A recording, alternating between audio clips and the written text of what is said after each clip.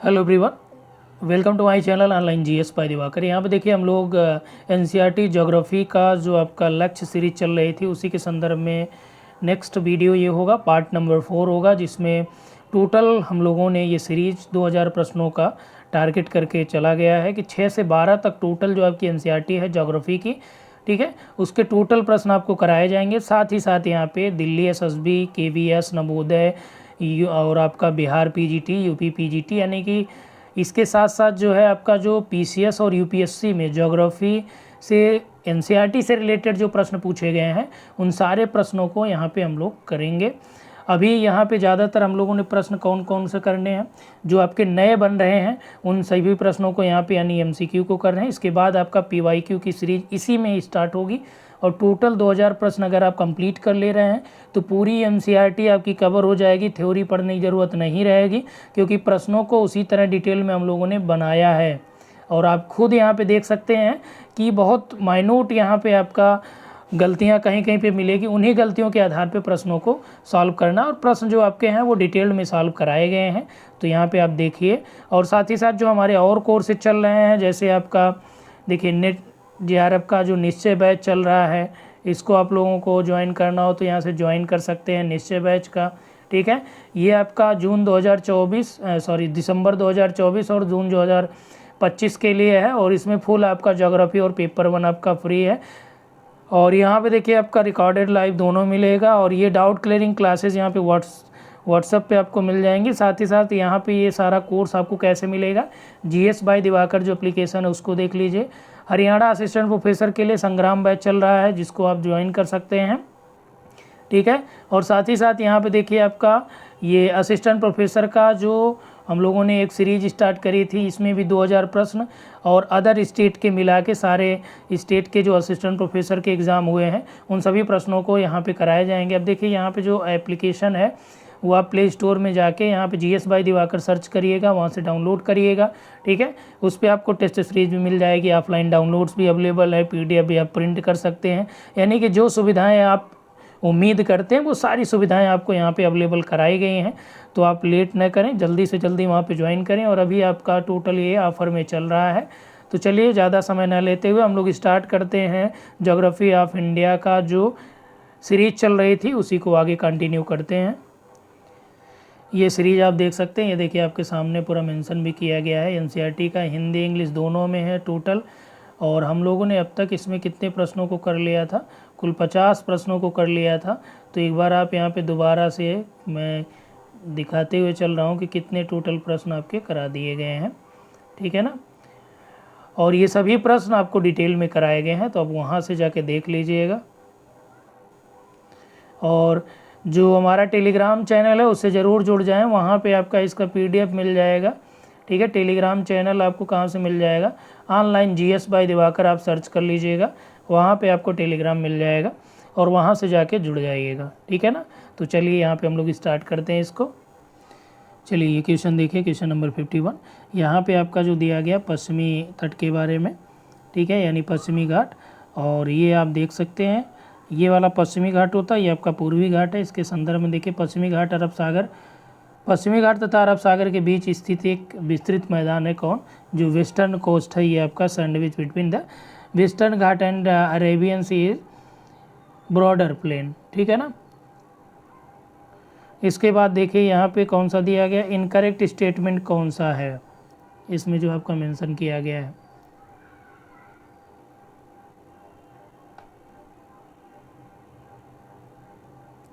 कह रहा है कि ये आपका क्या है, विस्तृत मैदान है जो पश्चिमी तट है। इस तट के उत्तरी भाग को कोंकण बोलते हैं। कह रहा है कि मध्य भाग को कन्नड़ का मैदान कहते हैं। तीसरा दिया है कि दक्षिणी भाग को कोरोमंडल कहते हैं, ठीक है ना। तो पहले यहाँ पे समझ लीजिए कौन सा क्या है। देखिए ये आपका क्या है, पश्चिमी घाट को, ये आपका जो है पश्चिमी जो तट है ये आपका पश्चिमी घाट हो गया टोटल। और इधर नीचे आप देखेंगे यहाँ पे ये वाला पूरा पश्चिमी घाट हो गया, ठीक है। ये अरब सागर का मैदान हो गया।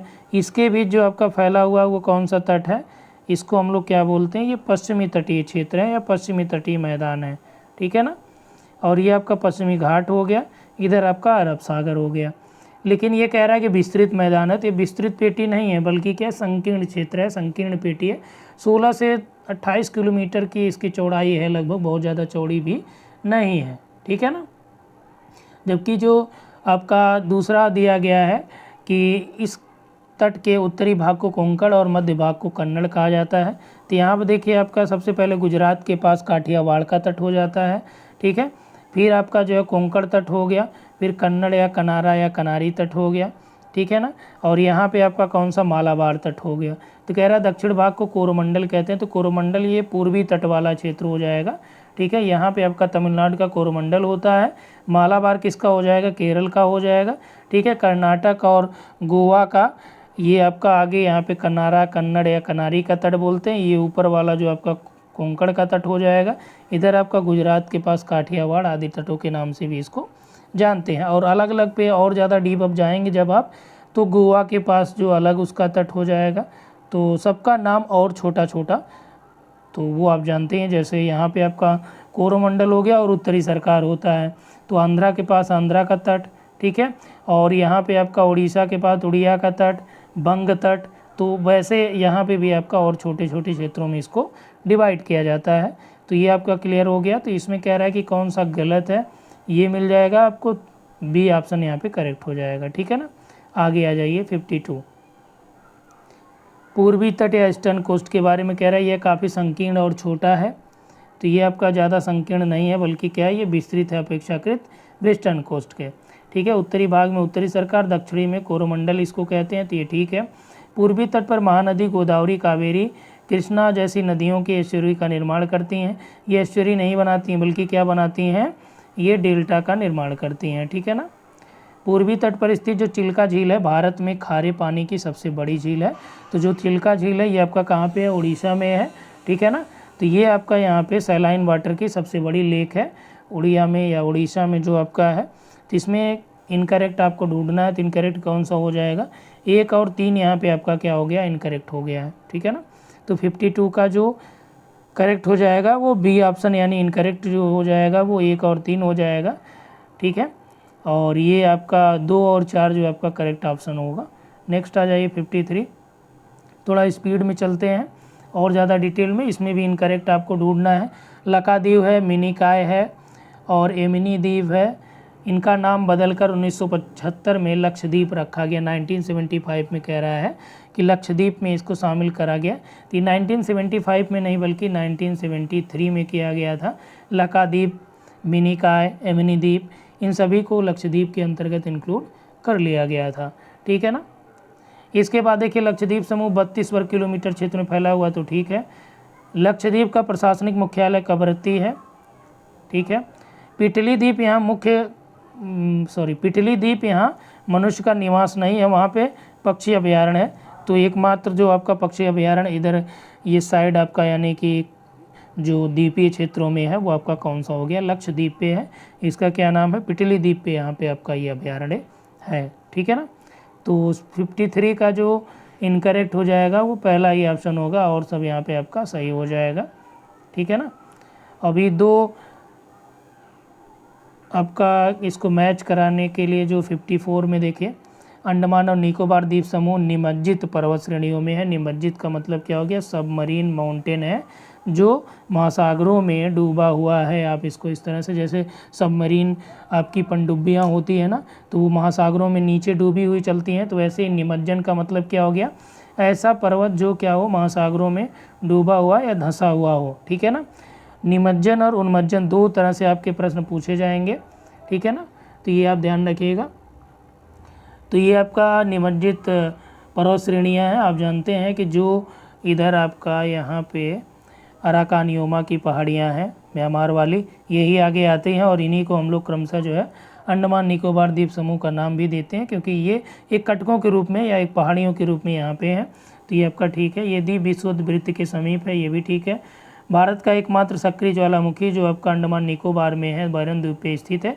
अभी हाल फिलहाल में इसमें आपका उद्गार देखा गया था, ठीक है। नारकोंडम और बैरन यहाँ पे 2 ज्वालामुखी, नारकोंडम आपका डार्मेंट हो चुका है, सुसुप्त हो चुका है, जबकि बैरन आपका एक तरह से यहाँ पे सक्रिय है और पूरे ये आपका न केवल भारत का बल्कि साउथ ईस्ट एशिया का, दक्षिण पूर्व एशिया का ही एकमात्र जो है ये आपका कैसा है, सक्रिय ज्वालामुखी के अंतर्गत इसको शामिल किया जाता है। तो इसमें देखिए जो 54 का राइट आंसर हो जाएगा वो कौन सा हो जाएगा, इसमें सभी आपके करेक्ट हो जाएंगे। आगे देखिए अब हम लोग आ जाते हैं नदियों के या ड्रेनेज में या अफवाह बेसिन के क्षेत्रों के बारे में देख लेते हैं। ठीक है, चैप्टर नंबर 3 यहाँ पर दिया गया, कंसीडर द फॉलोइंग स्टेटमेंट। 55, एक नदी तंत्र द्वारा जिस क्षेत्र का जल प्रवाहित होता है उसे अपवाह द्रोणी कहा जाता है। ठीक है ना, मतलब नदी तंत्र द्वारा जिस क्षेत्र का जल, जैसे मान लीजिए ये आपका क्या है, गंगा रिवर हो गई, यहाँ पे आपका मान लीजिए यमुना आके मिल रही है, यमुना और उसकी सहायक नदियाँ भी यहाँ पे शामिल हो रही हैं, गंगा और उसकी सहायक नदियाँ हो गई।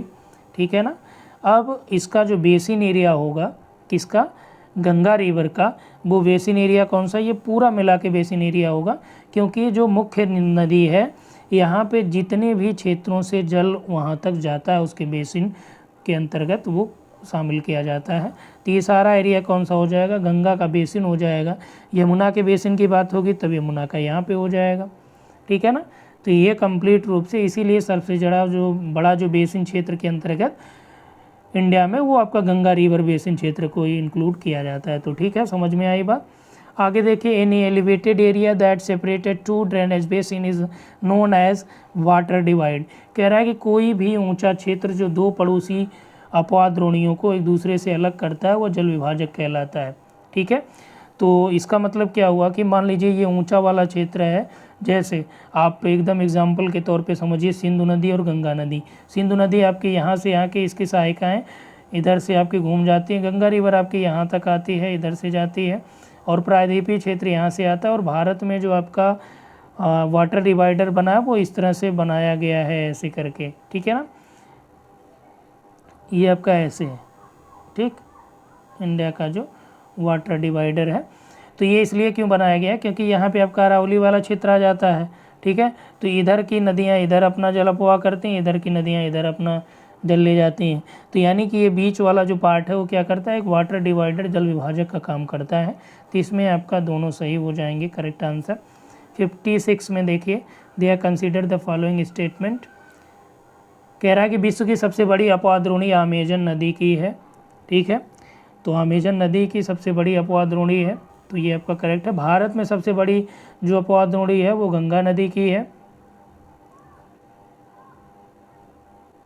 ठीक है, तो कह रहा है कि भारत में, अब यहाँ पे ये ध्यान दीजिएगा, in India the largest drainage basin of Ganga river, और इन इंडिया और ऑफ इंडिया ये दोनों में आप अंतर समझ लीजिए। क्योंकि मैंने एक प्रश्न आप लोगों से पूछा था कि भारत की सबसे लंबी नदी कौन सी है, भारत की सबसे लंबी नदी,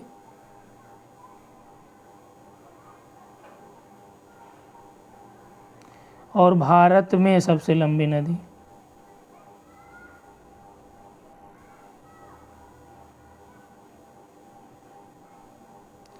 ठीक है, इन इंडिया और ऑफ इंडिया।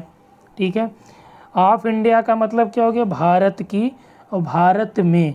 ठीक है, जैसे आपसे कोई पूछा कि आपका, का मतलब क्या, ये संबंध आपका प्रदर्शित कर रहा है, और आप में के यानी कि आपके खुद के अंदर की बातें ये बोल रहा है, या आपका स्वयं की बात करी जा रही है।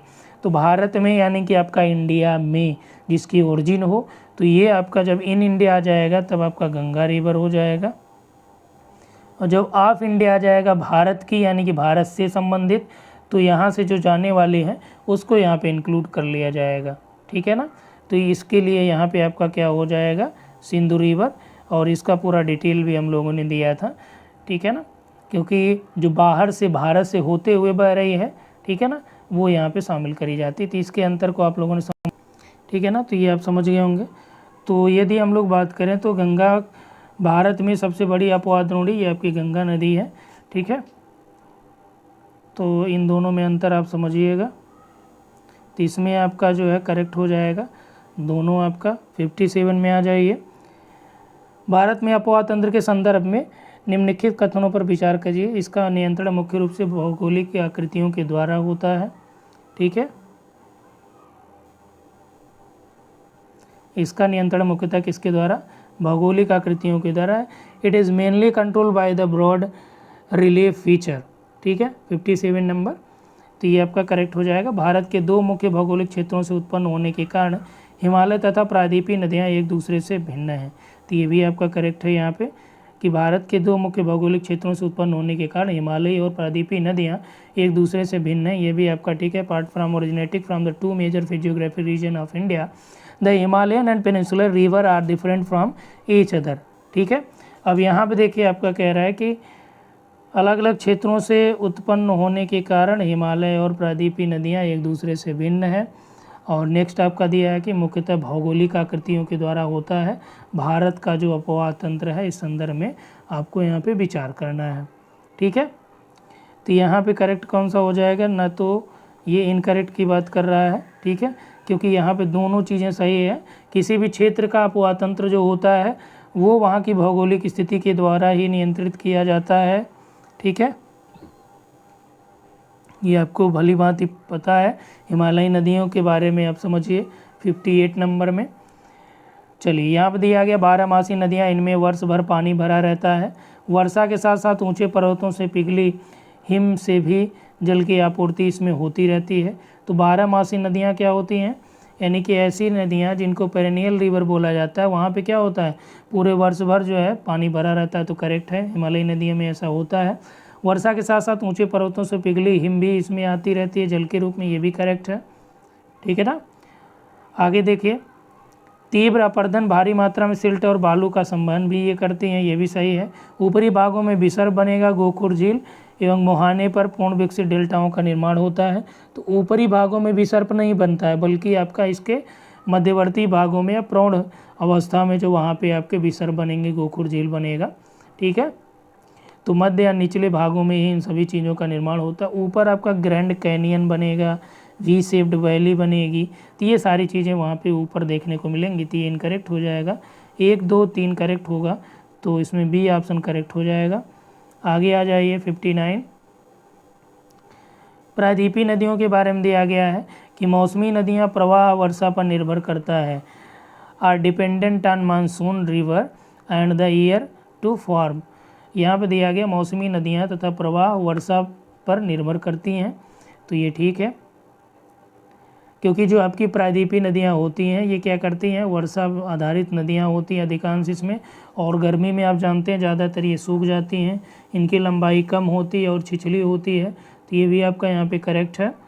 ठीक है, प्रायद्वीपीय भारत के अधिकांश महत्वपूर्ण नदियाँ पश्चिमी घाट से निकलकर एवं अरब सागर की तरफ बहती हैं। यहाँ तक स्टेटमेंट सही है आपका, पश्चिमी घाट से निकलती हैं, अरब सागर में नहीं गिरती हैं, बल्कि कहाँ पे आपका गिरती हैं? बे ऑफ बंगाल में गिरती हैं। कहाँ पे? ठीक है, नर्मदा एवं तापी दो ऐसी नदियाँ जो बंगाल की खाड़ी की तरफ पूर्व दिशा में बहती हैं। अब देखिए ये आपका उल्टा कर दिया, नर्मदा और तापी दोनों भ्रंश घाटी में बहने वाली नदियाँ हैं। ये आपका किधर की तरफ जाती हैं? ये अरेबियन सी की तरफ, यानी अरब सागर शाखा, अरब सागर में अपना जल ये गिराती खंबात की खाड़ी के पास। ठीक है ना। तो इसमें केवल 1 और 2 करेक्ट हैं, 3 और 4 इनकरेक्ट हो जाएंगे। बी ऑप्शन यहाँ पे करेक्ट हो जाएगा। चलिए नेक्स्ट आ जाइए आगे 60 नंबर, सिंधु नदी के बारे में। सिंधु नदी की निम्नलिखित सहायक नदियों में से उत्तर से दक्षिण क्रम में आपको यहाँ पे व्यवस्थित करना है। तो उत्तर से दक्षिण ये सिंधु हो गई, यहाँ पे आपको ऐसे जो यहाँ पे नदियाँ टोटल 5 मिलती हैं उसको आपको यहाँ पे व्यवस्थित करना है। ठीक है ना। चलिए, सबसे ऊपर आपका सिंधु हो गया। सिंधु में सबसे पहले कौन मिलती है? आपकी झेलम मिलेगी। ठीक है, झेलम, हालांकि ये डायरेक्ट सिंधु में पहले नहीं मिलेंगी, ये सब आपस में 5 मिलके फिर आगे चल के एक सतलज के रूप में जाएगी जो आपका इसमें मिलेगी। तो सबसे ऊपर आपका कौन सी हो जाएगी? झेलम। ठीक है, उसके नीचे आपका कौन सा हो जाएगा? चिनाब। झेलम, चिनाब, फिर आपका रावी हो जाएगा, और सतलज और ब्यास एक में यहाँ पे मिल जाएगी, इसकी सहायक हो जाएगी ब्यास, और सतलज सबसे लास्ट में। ठीक है ना। तो झेलम, चिनाब, रावी, ब्यास, सतलज, ये आपका करेक्ट हो जाएगा उत्तर से दक्षिण दिशा के लिए। तो इसमें जो आपका करेक्ट ऑप्शन हो जाएगा वो कौन सा हो जाएगा? 5 number, 3 number Jhelum Chenab, 4 number, फिर 2 नंबर, 1 नंबर, यानी कि ए ऑप्शन यहाँ पे हो जाएगा करेक्ट। ठीक है ना।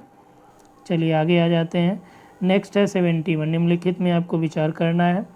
कह रहा है कि उपरोक्त शब्दावलियों में से ये किससे संबंधित है। धूमाकृतिक यानी कि डेंड्रेटिक, ट्रेलिज पैटर्न होता है, रेडियल हो गया, रेक्टेंगुलर हो गया। ये कह रहा है कि किसका एक टाइप है। ठीक है, ध्रुमाकृतिक, यारी या जालीनुमा, आयताकार, ये सभी क्या हैं, ये सभी जो है अपवाह प्रतिरूप हैं। क्या है, ड्रेनेज पैटर्न है। ये ध्यान रखिएगा, ये किसके टाइप हैं, ये ड्रेनेज पैटर्न अपवाह के प्रतिरूप हैं। ठीक है ना। जैसे ट्रेलिज या जालीनुमा, ऐसे आपकी रिवर कोई यहाँ पे जा रही है, ये काट रही हैं इसको, तो ये जाल की तरह एक बना रही हैं। आयताकार जा रही हैं। आरी का मतलब क्या हो गया, ये जैसे आपका प्रायद्वीपी पठार की जो नदियाँ हैं, जैसे अमरकंटक से जो निकल रही हैं, ठीक है, ये आरी प्रतिरूप को दिखा रही हैं। ये सारी चीज़ें आपका क्या है, ड्रेनेज पैटर्न को शो कर रहा है। आगे देखिए, निम्नलिखित कथनों में पर विचार करिए। सिंधु नदी का उद्गम जो है मानसरोवर झील के निकट तिब्बत से हो रहा है। ठीक है। आगे देखिए, यह भारत में कश्मीर के लद्दाख में प्रवेश करती, कुल लंबाई 2900 किलोमीटर है इसकी कुल लंबाई, न कि केवल भारत में। ठीक है ना। तो कुल लंबाई 2900 किलोमीटर है, ये भी आपका करेक्ट है। आगे जास्कर, नुब्रा, श्योक, झेलम, रावी, चिनाब, ब्यास, सतलज इसकी महत्वपूर्ण सहायक नदियां हैं, ये भी आपका करेक्ट है। कह रहा असत्य कौन सा है, इनमें से कोई नहीं, तीनों यहाँ पे क्या है, करेक्ट हैं। आगे आ जाइए 63 नंबर पे। यहाँ पे कह रहा है निम्न कथनों पर विचार करिए।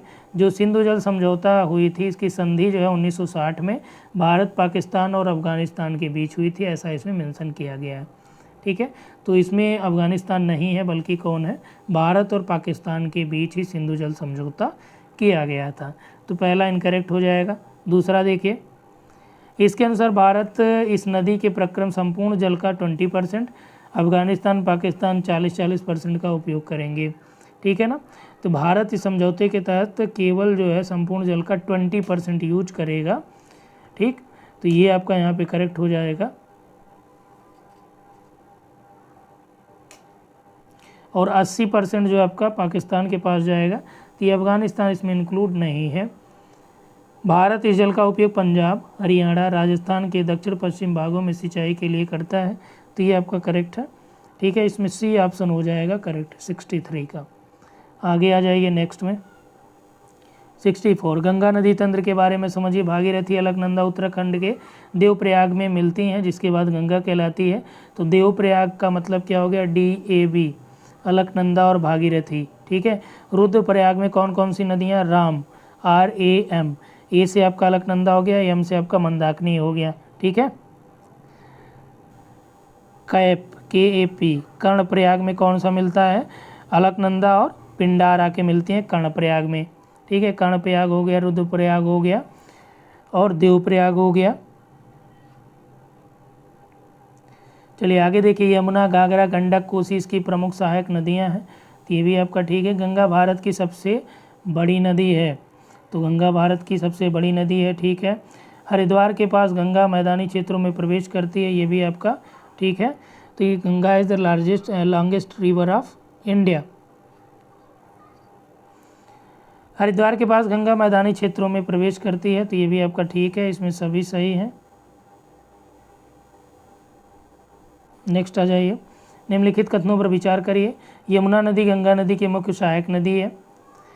River Yamuna is an important tributary of river Ganga. ठीक है, गंगा नदी की मुख्य सहायक नदी है, तो ये आपका करेक्ट हो जाएगा। यमुना नदी दक्षिण से गंगा में इलाहाबाद में मिलते हैं, तो ये भी आपका ठीक है। साउथ पार्ट से आपकी यहाँ पे, जैसे ये आपका प्रयागराज है ना, तो प्रयागराज में गंगा आपकी ऐसे प्रवाहित हो रही है और इधर से आपकी यहाँ पे ऐसे घूमते हुए यमुना मिली है और यहीं आपका संगम बनता है, तो ये आपका साउथ से आके इसमें मिलती है। ठीक है। चंबल, बेतवा, यमुना की प्रायद्वीपीय उच्च भूमि से आने वाली सहायक नदियाँ, तो ये भी करेक्ट है। आगे देखिए, सोन नदी प्रायद्वीपीय उच्च भूमि से आकर गंगा में मिलती है, तो ये भी आपका सोन वही अमरकंटक से आपकी निकल के यहाँ पे आती है, पटना के पास इसमें मिलती है गंगा में, तो इसमें आपका सभी करेक्ट हो जाएगा। आगे आ जाइए 66, निम्नलिखित में से कौन सा नगर सिंधु तथा गंगा नदी तंत्रों के बीच जल विभाजक पर स्थित है। ठीक है। अम्बाला है, पटियाला है, मोहाली है, कुरुक्षेत्र है। तो इसमें कौन सा है? अम्बाला आपका जो है जल विभाजक के ऊपर स्थित है, यानी कि इधर आपका सिंधु हो जाएगा उसकी सहायक नदियाँ, और इधर आपका गंगा की सहायक नदियाँ। ठीक है ना। आगे आ जाइए 67 में।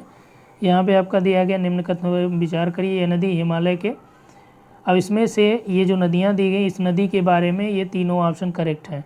कौन सी नदी के बारे में करेक्ट है उसी को आपको यहाँ पे देख के व्याख्यायित करना है। ठीक है ना। ये नदी हिमालय के समानांतर पूर्व की ओर बहती है, अंग्रेजी के यू अक्षर जैसा मोड़ बनाकर गार्ज के माध्यम से भारत में प्रवेश करती है। दिबांग, लोहित, केनुला इसकी सहायक नदियाँ हैं।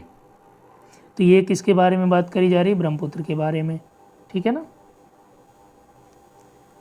68 नंबर में आ जाइए। असम में जो ब्रह्मपुत्र नदी है अनेक धाराओं में बढ़कर एक गुम्फित नदी के रूप में प्रवाहित होना स्टार्ट करती है। ठीक है। ब्रह्मपुत्र नदी द्वारा कई नदी द्वीपों का भी निर्माण किया गया, जिसमें माजुली प्रमुख द्वीप है, विश्व का सबसे बड़ा नदी द्वीप एवं पहला द्वीपीय जिला भी है। तो ये आपका ठीक है। तो इसमें सभी आपके करेक्ट हैं, तो इसलिए डी ऑप्शन हो जाएगा। 69 में आ जाइए। प्रायद्वीपीय नदियों को उत्तर से दक्षिण क्रम में आपको व्यवस्थित करना है। ठीक है। चलिए यहाँ पे देखते हैं। गोदावरी है, कावेरी है, नर्मदा है, तापी है, कृष्णा है, महानदी है। ठीक है ना। तो सबसे पहले आप महानदी को कर लीजिए। महानदी के बाद यहाँ पे आपका आ जाएगा गोदावरी। ठीक है। फिर कृष्णा आ जाएगा, कावेरी आ जाएगा, और यहाँ पे आपका ताप्ती हो गया, इधर आपका कौन सा? नर्मदा हो गया। तो सारी नदियाँ हो गई। तो सबसे उत्तर में कौन सा हो जाएगा? ये आपका नर्मदा। उसके बाद आपका कौन सा हो जाएगा? नर्मदा के बाद तापी हो जाएगा। ठीक है। ये इसके नीचे ही है, ध्यान रखिएगा, महानदी उड़ीसा के पास। ठीक है। इसके बाद आपका जो है 6 नंबर महानदी आ जाएगा। ठीक है। यहाँ पे आपका नर्मदा कौन सा नंबर है? 3 नंबर, 3, 4, 6। फिर आपका गोदावरी आ जाएगा 1, फिर आपका 5, और फिर कावेरी आ जाएगा। ए ऑप्शन करेक्ट हो जाएगा। 70 नंबर आ जाइए। निम्नलिखित कथनों पर विचार करिए। प्रायद्वीपीय भारत की अधिकांश मुख्य नदियाँ पूर्व की ओर बहती हैं। पूर्व की ओर बहती हैं मतलब कि आपका कौन सा? ये आपका ईस्ट। ठीक है। तो प्रायद्वीपीय भारत की अधिकतर नदियाँ जो है इधर की तरफ जाती हैं, तो करेक्ट है। पश्चिमी घाट से पश्चिम में बहने वाली अनेक छोटी धाराएं, केवल नर्मदा तापी ही 2 बड़ी नदियाँ हैं जो पश्चिम की तरफ जाती हैं। तो नर्मदा तापी ही इधर जाती हैं, तो ये भी करेक्ट हो गया। प्रायद्वीपीय नदियों की अपवाद द्रोणियाँ अपेक्षाकृत आकार में छोटी हैं। ठीक है। तो ये भी आपका करेक्ट है। तो इसमें सभी आपके करेक्ट हो जाएंगे। आगे आ जाइए नेक्स्ट में 71। चलिए इसको मैच करना है। नदी और इनके उद्गम स्थलों से कई बार आपसे प्रश्न ये पूछे जाते हैं। GS में आप PCS में देखिए, ये प्रश्न जितना मैंने कराया है ज्योग्राफी ऑफ इंडिया का, NCERT का, पूरा देख लेंगे। अगर UP PCS की हम बात करें या PGT की बात करें, अगर वहाँ पे 10 प्रश्न आपसे पूछा जा रहा है तो कम से कम 5 से 6 प्रश्न आपको यहाँ पे मिल जाएगा ईजिली। ठीक है। आगे देखिए, नर्मदा कहाँ से इसके उद्गम होता है? नर्मदा का। ठीक है। फिर आपका तापी है, महानदी है, गोदावरी है और कृष्णा है। 5 ऑप्शन आपके पास है। इन्हीं पांचों के आधार पे आपको उत्तर देना है। तो नर्मदा कहाँ से है? आपकी अमरकंटक से। यहाँ से आपकी महानदी इसके साउथ में आपका लगभग 71 किलोमीटर दूर पे आपका वहाँ पे है ये आपका त्र्यंबक पहाड़ियाँ हैं, या महाबालेश्वर है, या बैतूल है, उच्च भूमियाँ हैं। क्या है वहाँ पे? सिहवा की पहाड़ी है। क्या है वहाँ पे? सिहवा की पहाड़ी है या सिंघवा की पहाड़ी है, कई कई जगहों पे थोड़ा नाम अजीब सा रहेगा। वहाँ से आपका महानदी निकल जाती है। ठीक है। तो नर्मदा अमरकंटक से हो गया। तापी आपकी कहाँ से निकलेगी? 71 में देखिए, तापी आपकी बैतूल तालाब से निकलेगी। महानदी आपकी उच्च भूमिया से यानी अमरकंटक के दक्षिण में जो है। गोदावरी आपकी कहाँ से निकल रही है? तो आपका त्र्यंबक श्रेणी से। ठीक है। कृष्णा आपकी महाबालेश्वर से निकल रही, नासिक के। तो यहाँ पे देखिए सी ऑप्शन करेक्ट हो जाएगा। आगे आ जाइए नेक्स्ट में 72। इसमें जो आपका गोदावरी के बारे में आपसे पूछा गया है। अब देखिए पिछला जो पेपर आपका हुआ था PGT वाला भी, और इसका UGC नेट का हम लोग बात करें उसमें भी आपका यहाँ से प्रश्न पूछा गया था हूबहू। ठीक है। चलिए, प्रायद्वीपीय भारत की सबसे बड़ी नदी है कौन सी गोदावरी नदी, पूर्णा, वर्धा, प्राणहिता, मंजरा, वेनगंगा, पेनगंगा, ये सब इसकी प्रमुख सहायक नदियां हैं, तो ये भी आपका करेक्ट है। आकार एवं विस्तार के कारण दक्षिण की गंगा भी इसको कहा जाता है, दक्षिण गंगा के नाम से, दक्षिण की गंगा नहीं, केवल दक्षिण गंगा के नाम से, ठीक है, जाना जाता है। तो इसमें आपका कौन सा करेक्ट हो जाएगा, इसमें आपका सभी करेक्ट हैं। चलिए नेक्स्ट आ जाइए, झीलों के बारे में थोड़ा सा दिया गया है यहाँ पे, भारत की झील और स्थान से संबंधित। चिल्का कहाँ पे है, तो ये आपका उड़ीसा में। पुलिकट कहाँ पे है, ठीक है, कोल्लेरू कहाँ पे है, और वेम्बनाड, वेम्बनाड आपकी केरल की होगी। अब देखिए पुलिकट झील आपका दो क्षेत्रों में यहाँ पे आपको देखने को मिलेगी, तमिलनाडु और आंध्र प्रदेश दोनों में, ठीक है ना। कोल्लेरू आपकी कहाँ पे है, तो कोल्लेरू आंध्रा की हो जाएगी, पुलिकट तमिलनाडु में कर लीजिए। इस आधार पे जो ऑप्शन यहाँ पे करेक्ट हो जाएंगे वो आपका ए ऑप्शन करेक्ट हो जाएगा। आगे आ जाइए 74, ठीक है। इसमें देखिए आपका दिया गया कौन सा सुमेलित नहीं। चिल्का झील कैसी है, साल्ट वाटर लेक है, ठीक है। बूलर झील आपकी कैसी है, ये फ्रेश वाटर लेक है, तो ये भी आपका करेक्ट है। सांभर लेक ये आपकी कैसी है, ये साल्ट वाटर लेक है, ये भी आपका करेक्ट है। लोकटक जो लेक है मणिपुर वाली, ये साल्ट नहीं है बल्कि ये आपका मीठे पानी की झीलें हैं, ठीक है, फ्रेश वाटर है,